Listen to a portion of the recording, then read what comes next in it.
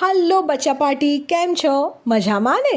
હું છું તમારી સ્ટોરી ટેલર દેવાંશી જોશી અને વાર્તાનો ખજાનો.com પર તમારી માટે લઈને આવીશું સરસ મજાની એક નવી વાર્તા. તો ચાલો સાંભળીએ. આજની વાર્તાનું નામ છે ઈમાનદાર કઠિયારો, ઓનેસ્ટ વુડકટર. આ સ્ટોરી છે ને મને મારા દાદાએ કીધી હતી. બહુ પોપ્યુલર ગુજરાતી સ્ટોરી છે.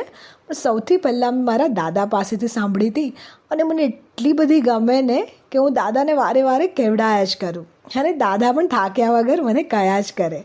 ચલો આજે તમારી સાથે શેર કરું છું. એક છે ને વુડકટર હતો, કઠિયારો.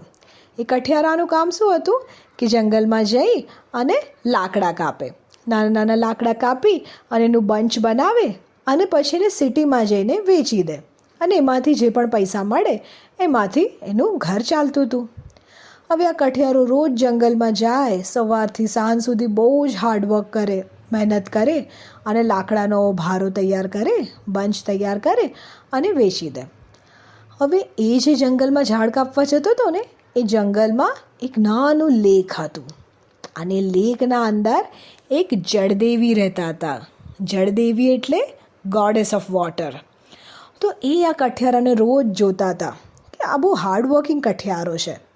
તો એમને થયું કે લાવ મને આ કઠિયારાની પરીક્ષા કરવા દે. Let me test him in the sense કે લેટ મી ચેક કે એ કેટલો ઓનેસ્ટ છે. તો એક દિવસ કઠિયારો જ્યારે લાકડા કાપતો હતો ને, તો લાકડા કાપતા કાપતા એની જે કુહાડી હોય એક્સ એ પાણીમાં પડી ગઈ. કઠિયારો તો બહુ જ દુઃખી થઈ ગયો, કારણ કે એની પાસે એક જ કુહાડી હતી કે જેનાથી એ લાકડા કાપીને વેચતો હતો અને પૈસા કમાતો હતો. તો બહુ જ દુઃખી થઈ ગયો. એ તો લેક પાસે ઊભો રહીને વિચારતો હતો કે હવે આ લેકમાંથી કેવી રીતે મારી કુહાડી જે પડી ગઈ છે બહાર કાઢું. એટલામાં જ લેકમાંથી એ જે જળદેવી હતા ને, ગોડેસ ઓફ વોટર, એ બહાર આવ્યા અને એમના હાથમાં એક બહુ જ સરસ ગોલ્ડન એક્સ હતી, સોનાની કુહાડી. એ એમણે કઠિયારા સામે મૂકીને કીધું કે લે કઠિયારા, તારી કુહાડી પડી ગઈ હતી ને, હું તને પાછી આપું છું. કઠિયારાએ કુહાડી હાથમાં લીધી, આમ તેમ ફેરવીને જોયું કે અરે ના, આ તો સોનાની કુહાડી છે. એણે પાછી આપી જળદેવીને અને કહ્યું, ના ના જળદેવી, આ કુહાડી મારી નથી, આ તો સોનાની કુહાડી છે. જળદેવી કીધું ઓકે. જળદેવી કુહાડી લઈને પાછા જતા રહ્યા. ફરીથી પ્રગટ થયા. આ વખતે એમની પાસે સિલ્વર એક્સ હતી, ચાંદીની કુહાડી. એમણે આપીને કઠિયારાને કીધું કે લે આ તારી કુહાડી. કઠિયારાએ જોયું કે તો ચાંદીની કુહાડી છે. જો કઠિયારો એટલો ઓનેસ્ટ હતો, એણે ગોલ્ડની કુહાડી લઈ લીધી હોત કે ચાંદીની કુહાડી લઈ લીધી હોત તો એને કેટલા બધા મની મળ્યા હોત અને એમાંથી આરામથી એણે કેટલી બધી કુહાડીઓ લીધી હોત. પણ એ ઓનેસ્ટ હતો, એટલે જે વસ્તુ પોતાની ના હોય એ બિલકુલ લેતો નહોતો. એણે ચાંદીની કુહાડી પણ જળદેવીને પાછી આપીને કીધું, ના જળદેવી, આ પણ મારી કુહાડી નથી, આ તો ચાંદીની છે, મારી તો લોખંડની કુહાડી છે.